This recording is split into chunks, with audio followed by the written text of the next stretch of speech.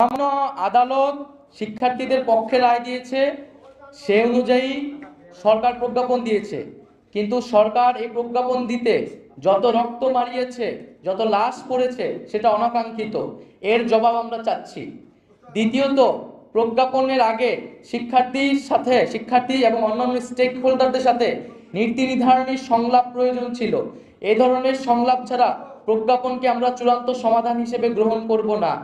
তাই আমরা যথাযথ সংলাপের পরিবেশ তৈরি করে এবং সকল স্টেক হোল্ডারদের সমন্বয়ে আমরা একটি নীতি নির্ধারণী সংলাপ চাচ্ছি এবং আমরা কোটা নিয়ে যাতে ভবিষ্যতে কোনো ধরনের সমস্যা না হয় সেজন্য একটি স্বাধীন কমিশন গঠন করার আহ্বান জানাচ্ছি। এবং এই প্রজ্ঞাপনের সাথেই কিন্তু কেবল আমাদের আন্দোলনটি সম্পর্কিত নয়। আমরা কিন্তু আন্দোলন থেকে সরে আসছি না।